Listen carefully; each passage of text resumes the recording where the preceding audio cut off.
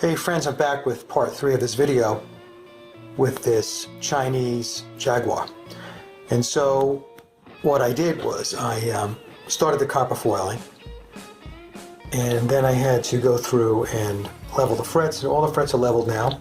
I did take the plastic nut out. I have a new bone on order, should be here any day.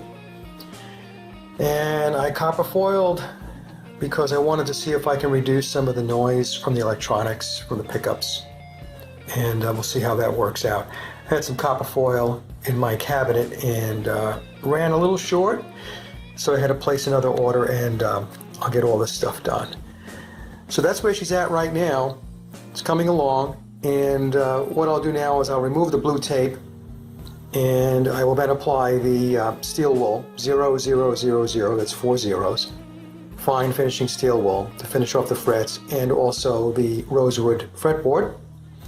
Put a little oil on it, and I'll be back and I'll show you what that looks like. Okay, so sit tight.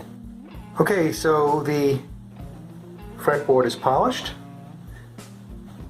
and it has been oiled and it looks great. The product that I use, I've showed this in a couple of other videos, is Orange Glow. I was having a conversation with a gentleman who has been in the furniture repair and restoration business for about 30 years. And he told me that is one of the best wood polishers and cleaners on the market today. I've seen a couple of comments on some of my other videos where people were saying, oh, you should use that, but they do not know what they're talking about. So a guy who's been in the business for 30 years says it's one of the best you could put on your fretboard, or furniture for that matter. So that's what I use, and I found that it really does a nice job of cleaning up the fretboard and also glossing it up. Now, the other thing I wanted to show you before we end this video, some of you may have picked up on this, but you can see that I plugged the holes. Alright, and that's because when I get the new Pickguard, if the holes don't line up exactly, I don't have to worry. I won't be screwing into dead space because the holes have been plugged. I did the same thing here with the tailpiece. You can see here, it's all plugged. Now the way I plug it is I take a toothpick and I put some Titebond on it. And I put a few drops of Titebond into the holes. And then I take some good quality toothpicks, don't get the cheap ones, some good quality toothpicks, and I force them into the hole. And I'll take even a needle nose pliers and force them in. And then I will clip them. And then wait 24 hours, and the Titebond, this is the glue that is used to fix guitars, to fix broken necks, to put fretboards on, and so on.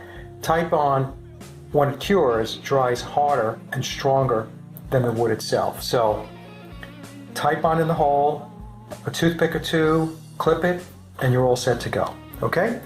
Alright, so it's going to be probably around another 2 weeks, I would say, because I have to wait for some other parts to come in, the pickups.